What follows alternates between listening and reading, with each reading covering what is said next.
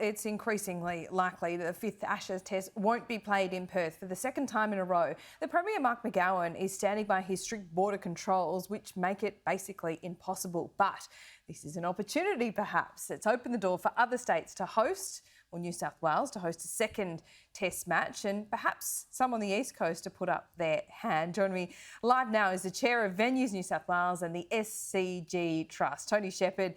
Good to see you. You're a busy man at the moment, so how hard are you gunning for two tests in Sydney? Well, good morning, Laura. Yeah, look, we're very keen to get it, and we've told Cricket Australia that, you know, we're always there ready to help cricket.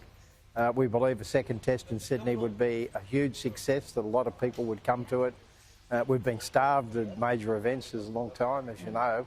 But it's up to cricket at the end of the day. And we did help them last year with the Indian series. But, you know, I think that they'll be looking at us very closely. But, you know, there is some tough competition, as you know, for the second test. A helpful reminder. But anyway, we've got our fingers crossed. We'd love it.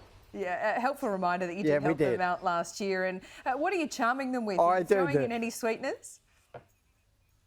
Well, look, the sweeteners come from Stuart Ayres. He's the Minister in charge of you know, Destination New South Wales. So it's really up to the government as to how generous or they want to get, and how important they see it. But he's a cricket fan and a cricket tragic, so I think he's definitely in our corner, but it's up to the government on that one. But we'll do everything in our power at the SCG to make it happen, and we have a spare wicket there ready to go. So, you know, we'll all get up for it, and our staff are incredibly enthusiastic about the opportunity.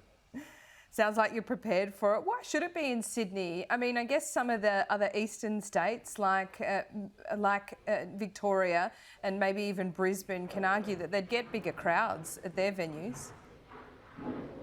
Well, look, yes, they may, but, you know, look, Sydney is in many respects the home of cricket. You know, half the team comes from New South Wales. Look, candidly, Laura, I don't want to sound too parochial, but it's the best city in Australia. Look, it's hard to disagree with. On that note then, I mean, given it's Sydney's the best city in Australia, you're going to rob the F1 as well? Well, look, again, that's up to the government. They're looking at this one very seriously. I think it'll be a fabulous event for Sydney.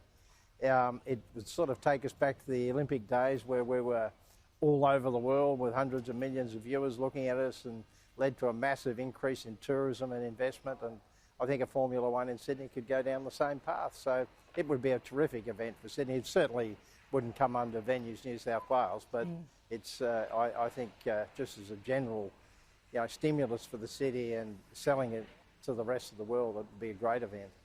Do you think Sydney would be okay with shutting down the bridge for a week a year? Well, look, I think the actual location of the race would be the big issue.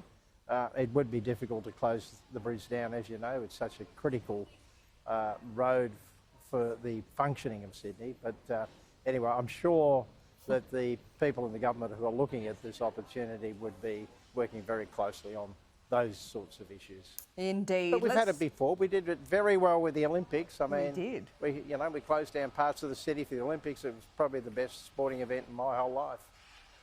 Yep, absolutely. Well, we can do it. Certainly. We'll see where that ends up. Let's talk more broadly about the economy now. Weeks out of lockdown now, the economy seems to be roaring back. We've got billions of dollars of savings and money that we haven't spent because of the lockdowns. How optimistic are you about the next 12 months? Oh, look, I'm very optimistic. I mean, subject to COVID, but I think the federal government's, JobKeeper and JobSaver work brilliantly. All of the states, put aside their COVID policies, have, helped keep the economy going. So there's been a lot of cooperation at that level in terms of keeping the economy going. Reserve Bank's done a great job on quantitative easing. Unemployment is lower than when COVID started, so we've got to be very happy with that result. I think the biggest thing for governments now is to get the capital cities back and get people back into the capital cities. So we don't, we do need our capital cities to be thriving, and that's not to say that the region shouldn't be thriving as well, but they are actually doing probably a lot better than our capital cities at the moment. Certainly agriculture is shooting the lights out, but I think we've got to find a way to get people back to town and working in the city and all those sorts of things, which stimulates a lot of our economy. Well, what do you think about venues, cracking down on the unvaccinated? Should that continue into next year? And one thing that's also been raised for the CBDs is perhaps another look at FBT. Yeah, we've been looking at the vaccinated versus unvaccinated. We'll follow the public health orders. So if the government relaxes on that, we'll relax on it. But we're going to have well into the 90% double vax, by the middle of this month. So, we'll be pretty well protected, and we've still got, pretty vigilant on testing and that sort of thing. So I think we'll be safe. But again, we as a public authority, we'll follow whatever the public health orders are regarding vaccinated or unvaccinated coming into stadiums. All right, Tony Shephard, good to talk to you. Good luck with the cricket, and we will await any announcement as it comes. Thanks so much. Okay, thank you, Laura.